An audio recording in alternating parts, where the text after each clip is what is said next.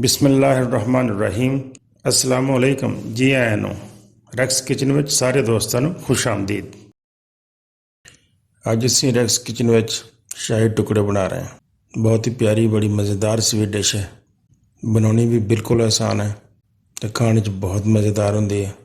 ਛੋਟੇ ਵੱਡਿਆਂ ਸਭ ਦੀ ਪਸੰਦ ਹੈ ਸ਼ਾਹੀ ਟੁਕੜੇ। ਅਤੇ ਆਓ ਫਿਰ ਸ਼ਾਹੀ ਟੁਕੜੇ ਬਣਾਉਣੇ ਸ਼ੁਰੂ ਕਰੀਏ। ਸਭ ਤੋਂ ਪਹਿਲੇ ਅਸੀਂ ਚਾਸ਼ਨੀ ਬਣਾ ਲੈਣੇ।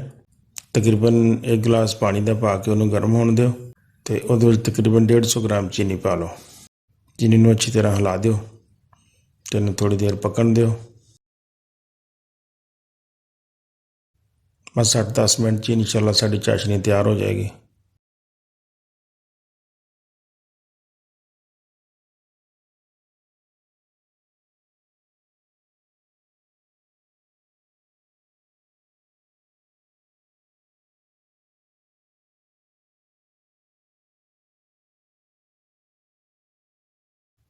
ਸਾਡੀ ਚਾਸ਼ਨੀ ਤਿਆਰ ਹੋ ਗਈ। ਹੁਣ ਚੁੱਲ੍ਹੇ ਨੂੰ ਬੰਦ ਕਰ ਦਿਓ ਅਤੇ ਚਾਸ਼ਨੀ ਨੂੰ ਠੰਡੀ ਹੋਣ ਵਾਸਤੇ ਰੱਖ ਦਿਓ। ਅਤੇ ਉਨੀ ਦੇਰ ਅਸੀਂ ਬਰੈਡ ਤਿਆਰ ਕਰ ਲੈਂਦੇ ਹਾਂ। ਮੈਂ ਬਰੈਡ ਦੇ 4 ਪੀਸ ਲਏ ਆ ਅਤੇ ਉਹਦੇ ਕਿਨਾਰੇ ਇਸ ਤਰ੍ਹਾਂ ਉਤਾਰ ਦੇਣੇ ਆ।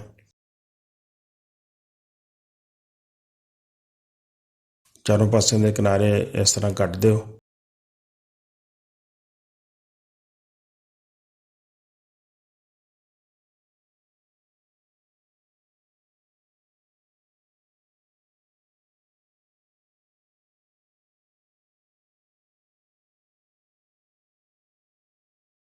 ਅਤੇ ਉਸ ਤੋਂ ਬਾਅਦ ਇਹਨੂੰ ਦਰਮਿਆਨ 'ਚੋਂ ਇਸ ਤਰ੍ਹਾਂ ਟਰਾਈਐਂਗਲ ਬਣਾ ਲਓ, ਯਾਨੀ ਕਿ ਤਿਕੋਣੀ ਸ਼ਕਲ ਦੇ ਪੀਸ ਬਣਾ ਲਓ। ਬਰੈਡ ਸਾਡੀ ਦੇ ਪੀਸ ਬਣ ਗਏ। ਹੁਣ ਅਸੀਂ ਇਹਨੂੰ ਫਰਾਈ ਕਰਨਾ। ਫਰਾਈ ਪੈਨ 'ਚ ਥੋੜ੍ਹਾ ਜਿਹਾ ਦੇਸੀ ਘਿਓ ਪਾ ਲੈਂਦੇ ਹਾਂ।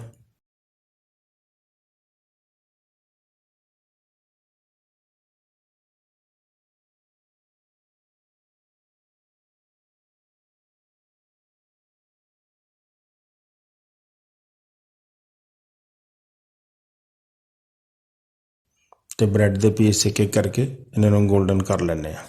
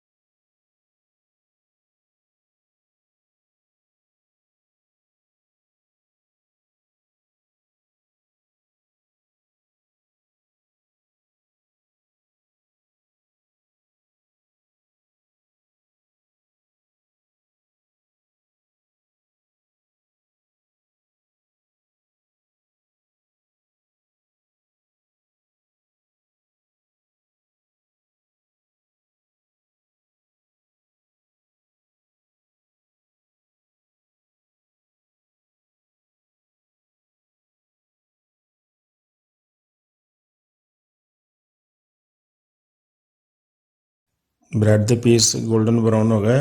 ਹੁਣ ਇਹਨਾਂ ਨੂੰ ਅਲੱਗ ਕਿਸੇ ਪਲੇਟ 'ਚ ਕੱਢ ਲੈਂਦੇ। ਬਰੈਡ ਤਿਆਰ ਕਰਨ ਤੋਂ ਬਾਅਦ ਅਸੀਂ ਦੁੱਧ ਤਿਆਰ ਕਰਦੇ ਹਾਂ। ਰਬੜੀ ਵਾਲਾ ਦੁੱਧ ਤਿਆਰ ਹੋਏਗਾ ਅਤੇ ਤਕਰੀਬਨ 800 ਗ੍ਰਾਮ ਦੁੱਧ ਪਾ ਕੇ ਉਹਨੂੰ ਗਰਮ ਕਰੋ।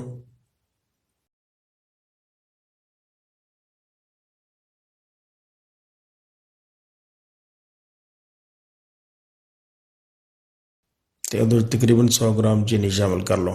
ਚੀਨੀ ਦੀ ਮਿਕਦਾਰ ਤੁਸੀਂ ਵਧਾ ਘਟਾ ਸਕਦੇ ਹੋ। ਅਤੇ ਥੋੜ੍ਹਾ ਜਿਹਾ ਇਲਾਇਚੀ ਪਾਊਡਰ ਸ਼ਾਮਿਲ ਕਰ ਲਓ ਅਤੇ ਅੱਛੀ ਤਰ੍ਹਾਂ ਹਿਲਾ ਦਿਓ। ਦਰਮਿਆਨੀ ਅੱਗ 'ਤੇ ਇਹਨੂੰ ਪਕਣ ਦਿਓ।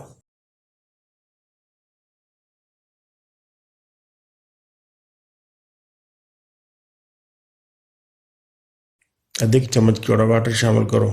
ਕੌੜੇ ਵਾਟਰ ਦੀ ਬਹੁਤ ਪਿਆਰੀ ਖੁਸ਼ਬੂ ਹੁੰਦੀ ਹੈ।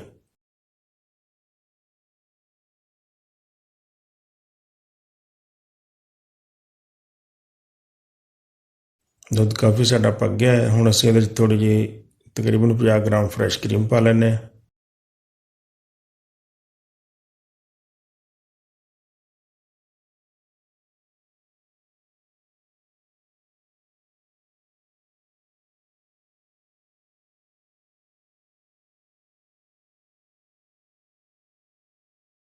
ਤੇ ਨਾਲ ਤੁਸੀਂ ਥੋੜ੍ਹੇ ਥੋੜ੍ਹੇ ਬਦਾਮ ਤੇ ਪਿਸਤਾ ਵਗੈਰਾ ਕੱਟ ਕੇ ਸ਼ਾਮਲ ਕਰ ਲਓ।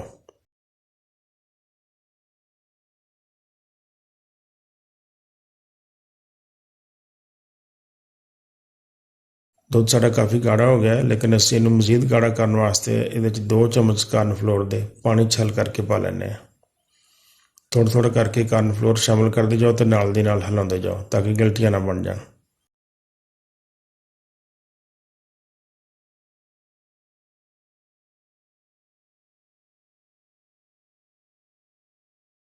ਜਿਹੜੇ ਦੋਸਤ ਮੇਰੇ ਚੈਨਲ 'ਤੇ ਪਹਿਲੀ ਦਫਾ ਆਇਆ ਤੇ ਉਹਨਾਂ ਨੇ ਮੇਰੇ ਚੈਨਲ ਨੂੰ ਹਜੇ ਤੱਕ ਸਬਸਕ੍ਰਾਈਬ ਨਹੀਂ ਕੀਤਾ ਤੇ ਮਿਹਰਬਾਨੀ ਉਹਨਾਂ ਦੀ ਮੇਰੇ ਚੈਨਲ ਨੂੰ ਸਬਸਕ੍ਰਾਈਬ ਜ਼ਰੂਰ ਕਰ ਲੈਣ ਤੇ ਨਾਲ ਬੈਲ ਵਾਲੇ ਬਟਨ ਨੂੰ ਵੀ ਦਬਾ ਦਿਓ ਤਾਂ ਕਿ ਮੇਰੀ ਨਵੀਂ ਆਉਣ ਵਾਲੀ तमाम ਵੀਡੀਓ ਤੁਹਾਡੇ ਤੇ बर वक्त पहुंच जाया ਕਰਨ।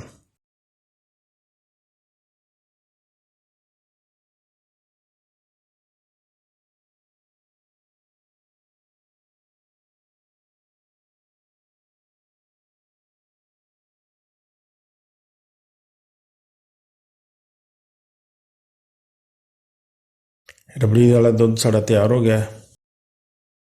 ਹੁਣ ਅਸੀਂ ਜਿਹੜੇ ਬ੍ਰੈਡ ਦੇ ਪੀਸ ਅਸੀਂ ਗੋਲਡਨ ਕੀਤੇ ਸੀ ਉਹਨਾਂ ਨੂੰ ਸਭ ਤੋਂ ਪਹਿਲੇ ਚਾਸ਼ਨੀ ਦੇ ਵਿੱਚ ਡੁਬੋਵਾਂਗੇ। ਇਸ ਤਰ੍ਹਾਂ ਥੋੜ੍ਹੇ ਥੋੜ੍ਹੇ ਕਰਕੇ ਪੀਸ ਚਾਸ਼ਨੀ 'ਚ ਡੁਬੋ ਲਓ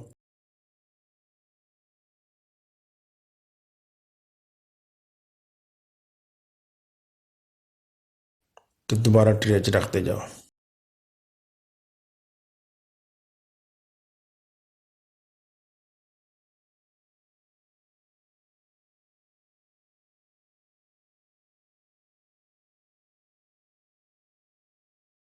ਸਾਰੇ ਪੀਸ ਇਸ ਤਰ੍ਹਾਂ ਚਾਸ਼ਨੀ 'ਚ ਡੁਬੋ ਕੇ ਰੱਖ ਲਓ।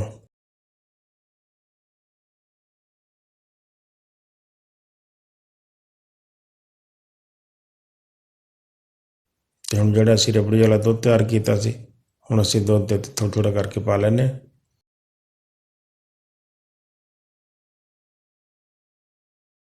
ਥੋੜ੍ਹਾ ਥੋੜ੍ਹਾ ਕਰਕੇ ਦੁੱਧ ਦੇ ਵਿੱਚ ਪਾਈ ਜਾਓ ਤਾਂ ਕਿ ਸਾਰੇ ਪੀਸ ਅੱਛੀ ਤਰ੍ਹਾਂ ਡੁੱਬ ਜਾਣ। ਬਾਦਾਮ ਤੇ ਪਿਸਤਾ ਬਰੀਕ ਕੱਟ ਕੇ ਉਹ ਗਾਰਨਿਸ਼ ਕਰ ਲਓ ਤੇ ਸਾਡੇ ਸ਼ਾਹੀ ਟੁਕੜੇ ਬਿਲਕੁਲ ਤਿਆਰ ਹੋ ਗਏ। ਮਾਸ਼ਾਅੱਲਾ ਬਹੁਤ ਅੱਛੇ, ਦੇਖਣ ਨੂੰ ਵੀ ਬਹੁਤ ਅੱਛੇ ਲੱਗਦੇ ਆ ਤੇ ਖਾਣ ਨੂੰ ਵੀ ਇਨਸ਼ਾਅੱਲਾ ਬੜੇ ਅੱਛੇ ਹੋਣਗੇ। ਮੇਰੀ ਵੀਡੀਓ ਤੁਹਾਨੂੰ ਅੱਛੀ ਲੱਗੀ ਹੋਵੇ ਤੇ ਦੋਸਤਾਂ ਨਾਲ ਜ਼ਰੂਰ ਸ਼ੇਅਰ ਕਰਿਓ ਤੇ ਨਾਲੇ ਕਮੈਂਟਸ ਬਾਕਸ ਵਿੱਚ ਆਪਣੇ ਖਿਆਲਾਂ ਦਾ ਇਜ਼ਹਾਰ ਕਰਿਓ। ਮੇਰੀ ਵੀਡੀਓ ਨੂੰ ਪੂਰਾ ਦੇਖਣ ਦਾ ਬਹੁਤ ਸ਼ੁਕਰੀਆ। अस्सलाम वालेकुम।